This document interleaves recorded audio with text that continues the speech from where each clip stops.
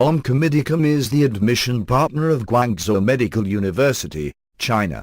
Mr. Bhaumik visited Guangzhou Medical University to know reviews of our students studying there. Kindly see the whole interview to get proper idea of Guangzhou Medical University. Now we are inside Guangzhou Medical University with two lovely ladies who has come from India, Anjali and Aditi. Hello. And I will ask them few questions, and I will ask specially about whatever experience they have gathered inside the university after staying for so many months. Both of you, if you can introduce yourself one by one. Hello everyone, I'm Aditi Menaria from India, studying here in Guangzhou Medical University, first year MBBS. Hi, I'm Anjali Sharma from Maharashtra, India. I'm in first year. तुम दोनों से मेरे को कुछ चीज़ पूछना है, specially जो आने वाला स्टूडेंट्स के लिए काफ़ी फ़ायदे होते हैं. Number one thing, after coming to Guangzhou Medical University, how you are feeling? Because whatever you have some idea before coming to this university or before coming to China, कुछ तो idea दिमाग में था कि ऐसा होना चाहिए, वैसा है. तो after coming, are you getting the same things or is little bit different or better? So if you can just tell me or to the audience about your experience. Okay, before coming here, the first thought was how would be the environment there, how would be the seniors there, and most important the teachers. Teachers here are very helpful, and okay, they have pronunciation problem. You should keep this thing in mind. But if you study, there is no problem. You have to study here. They won't say, okay, come to the class and study. You have to go to the class, you have to study, and you have to tell them, okay, teach us this thing.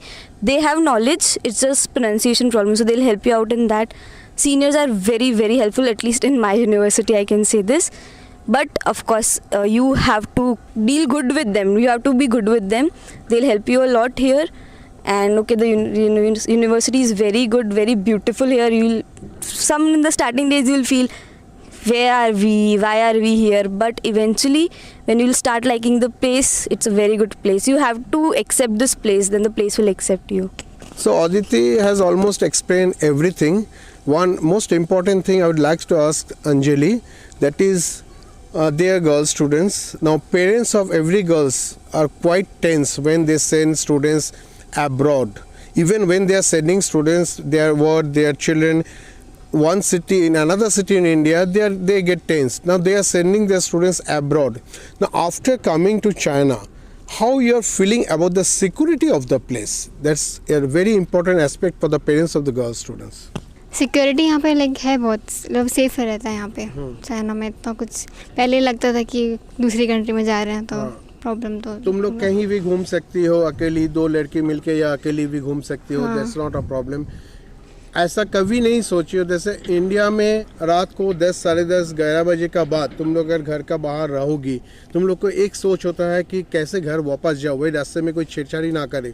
तो यहाँ China में आने का बाद ऐसा इतने महीने में ऐसा कभी भी फीलिंग्स हुआ कि somebody chasing you, something like that? ऐसा कुछ यहाँ पे नहीं लगा. लाइक इंडिया से तो बहुत डिफरेंट है. सेफ्टी के मामले में China all over China is totally safe.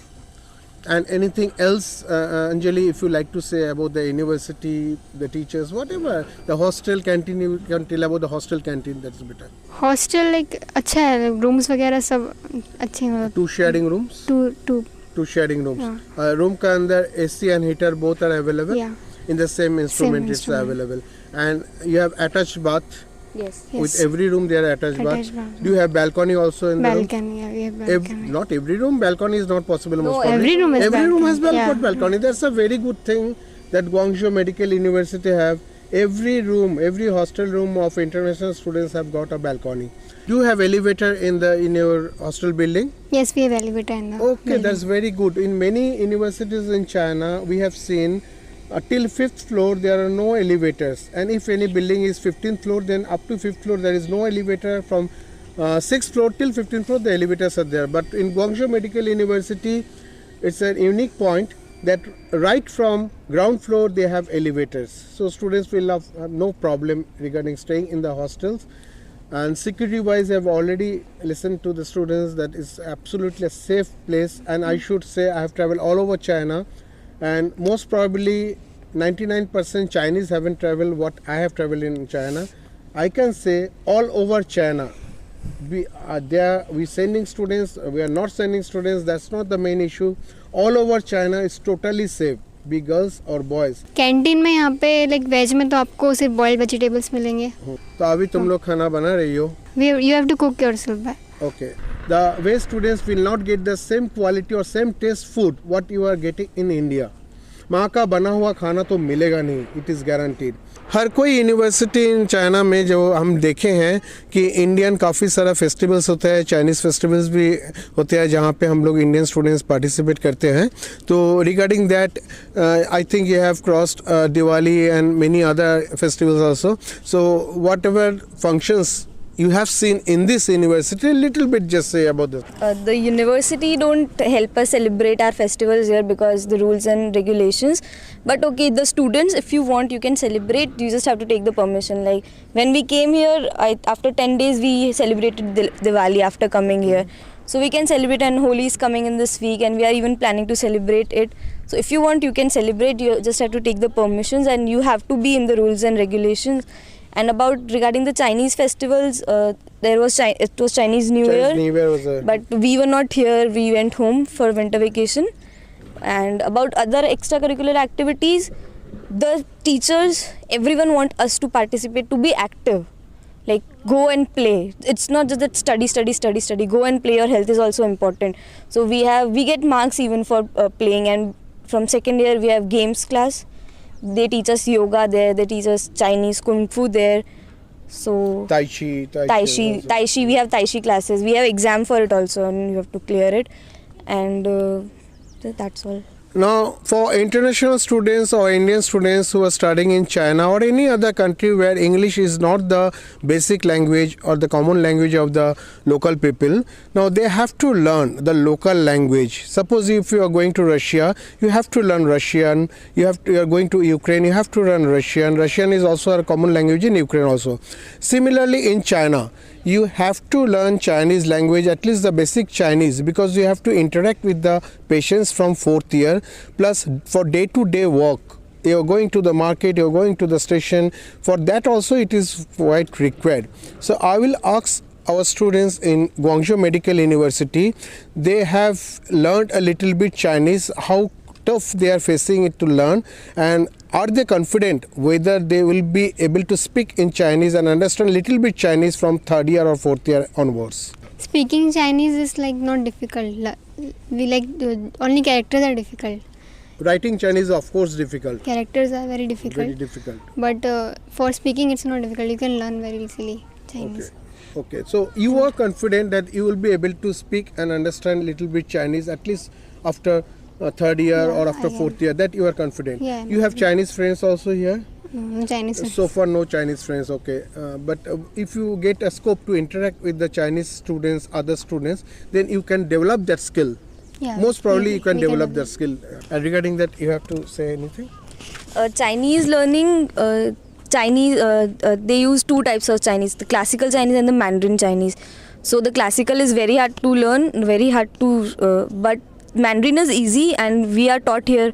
We have classes for Chinese language every week. So they teach us the characters and to talk and to interact, to go to the market, because we have to go to the market to buy vegetables or anything. If you go outside the university, you have to speak Chinese. Even in the dorm, if you have to contact the warden, you have to speak in Chinese. So it's important to learn Chinese. You cannot survive here without learning Chinese. If you think, okay, I'll just learn the medical subjects, Chinese, it's okay, I'll do something. You cannot do that, because in our university, we get scholarships. Okay. Every year, 3 students from each batch. So if your Chinese is very good, then you have 99% chance that you will get the scholarship. And what is the scholarship amount approximately? 1 lakh Indian rupees. 1 lakh. So 10,000 RMB. 10,000 RMB. 3 students will get 10,000 RMB each. That is compulsory. Either you will get or she will get, but 3 students. 3 students will get. Okay. And it depends on your medical subjects also, but Chinese is important, because they emphasize mostly on Chinese, because we are studying here, we have to do our internship here, so we have to interact with the patients. So they pay attention to both the subjects, like to medical subjects and to Chinese. You have to learn Chinese, and if we have to clear an exam to get our degree, HSK 4. HS4 you have to clear. Yeah. I think this exam is taken after third year. Yeah, after third year you can Anytime give. you can give the anytime. exam, you can clear it. Okay. Now one thing I would like to add, because both these students are studying in Guangzhou Medical University, and Guangzhou is in the southern part of China. Now she mentioned one thing, that is they have to learn the classical Chinese besides Mandarin Chinese, just because in Guangdong province and in Hong Kong and Macau, classical Chinese, that is called Hakka Chinese, that is spoken by most of the native people. But in other parts of China, they do not know Hakka Chinese, they cannot speak. This is totally different. Now in other parts of China, only Mandarin Chinese is required, not this classical Chinese. Of course this classical Chinese is quite tough than Mandarin Chinese, because Mandarin Chinese is called simplified Chinese, and the classical Chinese is the Hakka Chinese. This is a colloquial language of the people of this part of China.